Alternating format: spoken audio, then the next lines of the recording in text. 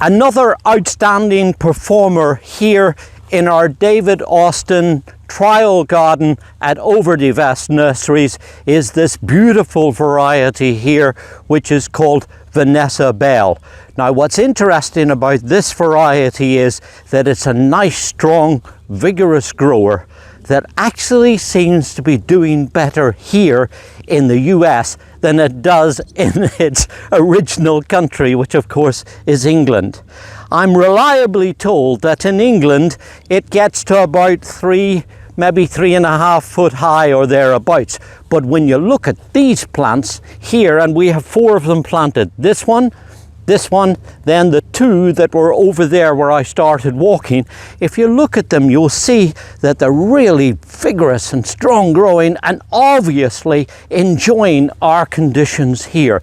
Look at it, it's probably getting on for at least 4 foot, and by the time these young shoots come up here, it's probably going to be 4.5 and perhaps even getting up to 5 foot or so, and then probably about the same wide. Very luxuriant growth, obviously doing very well, and what's more, the picture of health. So this is good news, and it's not really a surprise to us, because we've been watching this one closely now for about 3 or 4 years in this trial. And what's really interesting, you might find this particularly good to know about, is that we're testing them here with this plant and the one next to it in that bed over there. Those 2 plants are sprayed twice in the early part of the year with a fungicide to help it ward off things like black spot and mildew. But the 2 plants that are over on the furthest bed, and we'll take a closer look at those in a moment, are left unsprayed. And that's what we try to do here, is really test the varieties to see how well they're going to stand up on their own 2 feet. It's a shame that I don't like my job. Of course, roses don't have feet, but you know what I mean. It's a figure of speech. And when you look at these plants now, with all of this beautiful, refreshing, soft lemon yellow color, with the vigor and vitality that these plants are showing, it just shows how well they're really fitting in and doing here in this environment. And that is really something that I think is very special, to have a rose like this that puts on a show now at this time of year with all of this lovely strong flush of color, which then later on is carried through with sporadic flushes of rebloom that carries it through till about midsummer. And then at that point we'll often see a second strong flush come through, and when that's finished we'll go through and give these a summer prune. We take them back by about 1/3 or so, and that stimulates plenty of young fresh growth from the base, and then that sets it up for another lovely good strong flush again going into the fall. So that's what makes this so special. And also take a look at this foliage.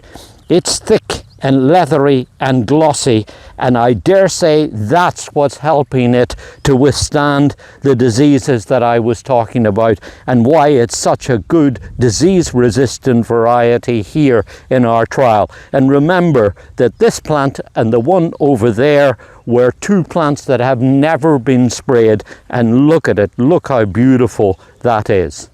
Now, it's true, I have a soft spot for these soft pastel shades, and when I look at the coloring of this rose, I just really love it. You'll see that the buds start out first here with a little bit of a pinkish peach to the outside of the buds, and then as they appear on the ends of these shoots here in nice big strong clusters, you'll see that as the flowers open, they have this lovely cupped shape. There's about 30 petals or so to each of the flowers, and as they unfold you'll see that they have a lovely soft lemon yellow to the inside of the flower, and then as the flower begins to open you'll see that the outer petals start to take on a creamy white appearance, and as they age you'll see that the whole plant turns to a really soft, creamy white, almost white color too. So it's carrying all of this prominently all over the tops of the plants, and best of all, it's beautifully fragrant. There's a kind of refreshing tea fragrance that comes from each of these. So if you take a nice big strong stem like this one, and maybe this one over here, and cut that and put it into a vase, you'll be able to bring that fragrance indoors too, to put into an arrangement. It really is, as you see, putting on a fantastic show, and especially amazing when you remember that these plants, this one and that one, have not been sprayed yet. Now, the other thing I like about this rose too is that it is what they call self-cleaning. That means that when the flowers are going over, when they're getting near the end of their stage, they will automatically just drop the petals.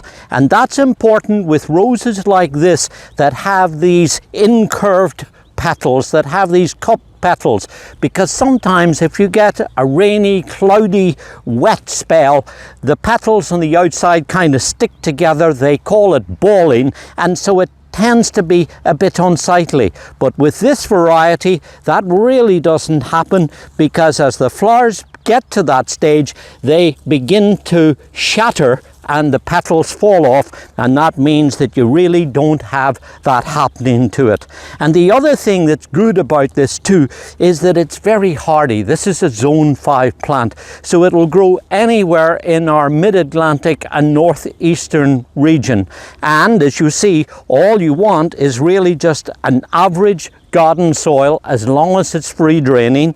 They'll grow out here like this one is in full sun, or also it's quite shade tolerant as well. So if you have a partially shaded site, you'll find that it will do very nicely there. And with this lovely soft lemon shade, that'll help to brighten up things in shadier spots too. And then, of course, to keep it looking in good order, if you have a pair of pruners or scissors or something like that, and you go in and you remove these old flower heads when they're going over like this one, we call this deadheading. So if you go in and just snip those old flowers off, that will help to keep it looking nice and fresh, but it will also help to stimulate new fresh growth that's going to lead again to a set of reblooming buds like is happening here on this shoot. So by going through and spending a minute or two and just removing any of the old flower heads that are inside the plant here, just snip them out beneath the little hip that's on there, and that will help to keep the plant looking nice and fresh and clean looking, but it will also help to keep it nice and vigorous and producing plenty of flowers.